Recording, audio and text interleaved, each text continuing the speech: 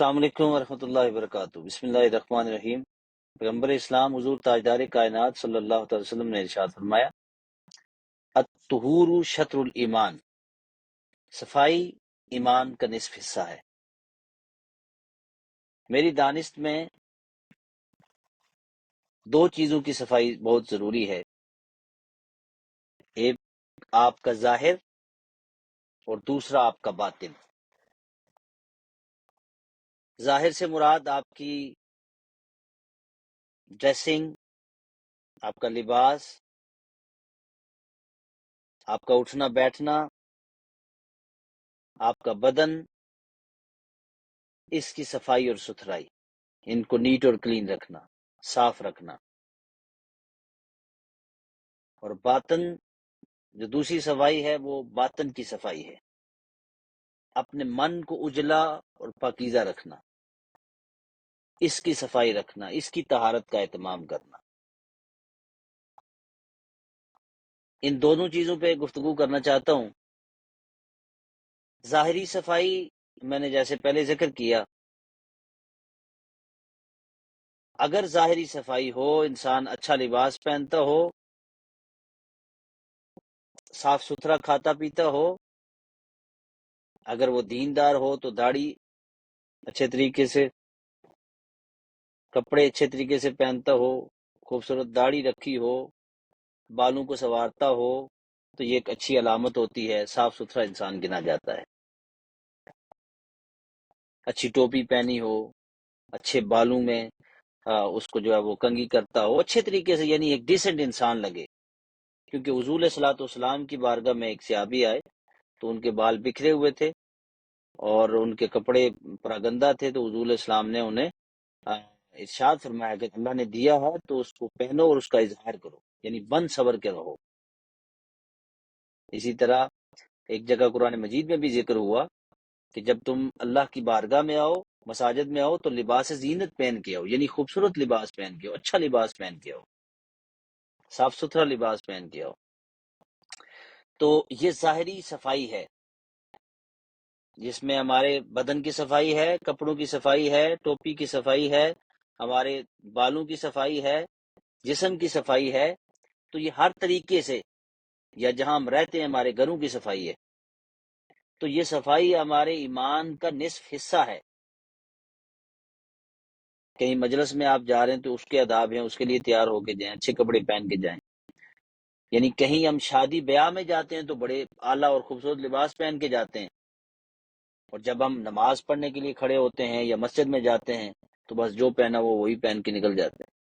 تو جیسے ایک مسجد میں یا ایک میٹنگ کے لیے کہیں یا اچھی جگہ پہ ہمارا جانا ہو تو ہماری کوشش ہوتی ہے اچھا لباس پہن کے جائیں، تو اسی طرح کوشش کریں کہ جب اللہ کی بارگاہ میں جھکیں تو پھر بھی اچھا لباس پہن کے جائیں۔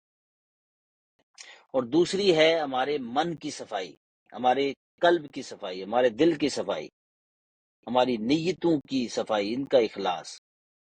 تو اگر باہر سے ہم بہت صاف ہیں، اچھا لباس پہنتے ہیں، چودھری صاحب کہلاتے ہیں، راجہ صاحب کہلاتے ہیں، فلاں صاحب فلاں صاحب فلاں صاحب کہلاتے ہیں، لیکن اگر من کے اندر غلاظت ہے، من کے اندر گندگی ہے، من کے اندر صفائی نہیں ہے، تو یہ باہر کی جتنی بھی ناموری ہے، یہ جتنی بھی جاہ و منصب ہے، یہ جتنا بھی سخی ہم ہونے کا ٹائٹل لیتے ہیں، یا ہم بڑے اچھے اخلاق کے مالک بنتے ہیں، یا ہمیں سوسائٹی میں بڑے اچھے نام سے جانے، تو یہ سب جھوٹ ہے، یہ سب ڈھونگلا، یہ ڈونس ہے صرف۔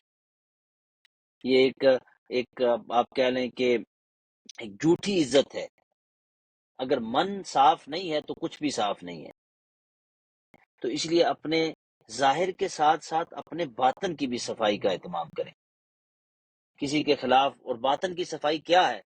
کسی کے ساتھ حسد نہ ہو، بغض نہ ہو، کینہ نہ ہو، نفرت نہ ہو، سب کے لیے محبت پھیلائیں۔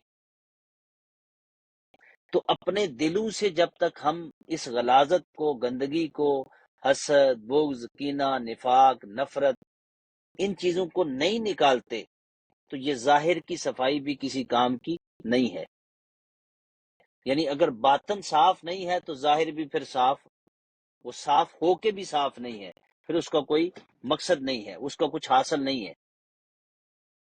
اگر ہمارا باطن صاف ہے، ظاہری طور پر اگر کوئی کمزوری بھی ہے تو وہ پھر بھی اللہ کے ہاں قبول ہے، لیکن اگر ہمارا باطن صاف نہیں ہے، وہ پراگندہ ہے، اور ظاہر ہم کچھ سے کچھ بنے ہوئے ہیں، جبہ کبا پہنی ہوئی ہے، اور بڑے نیک اور پارسا ہونے کا ٹائٹل ہم نے رکھا ہوا ہے، اور بڑے بزنس مین اور بڑے سخی اور بڑے مجاہد کا ٹائٹل ہم کیری کرتے ہیں، تو وہ پھر کچھ کام نہیں آئے گا، وہ صرف ریاکاری ہے۔ تو ریا سے بچیں، اور اپنے قلب اور باطن کو پاکیزہ اور صاف کرنے کی، اس کی پیوریفیکیشن کا اہتمام کریں۔ اور وہ پیوریفیکیشن کیسے ہو سکتی ہے؟ وہ اللہ کے ذکر سے ہو سکتی ہے۔ الا بذکر اللہ تطمئن القلوب، بے شک جو دلوں کا سکون ہے وہ اللہ کے ذکر میں ہے۔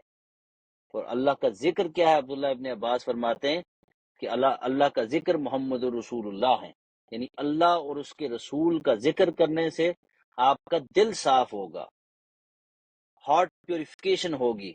آپ کی ہارٹ پیوریفیکیشن جب ہوگی اللہ اور اس کے رسول کے ذکر سے، تو پھر آپ کسی کے لیے، پھر آپ کے دل میں کسی کے لیے نفرت، حسد، بغض، کینہ، فتنہ فساد نہیں رہے گا۔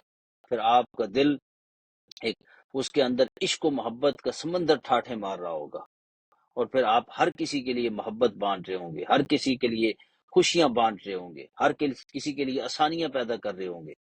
تو آپ اتنے جو ہے وہ اپنے قلب و باطن کو صاف کریں کہ آپ دوسروں کے لیے محبت کی علامت بن جائیں۔ اللہ رب العزت ہمیں اپنے ظاہر کو بھی صاف اور پاکیزہ رکھنے کی توفیق عطا فرمائے، ہمیں اپنے باطن کو بھی صاف اور پاکیزہ رکھنے کی توفیق عطا فرمائے۔ السلام علیکم ورحمۃ اللہ وبرکاتہ۔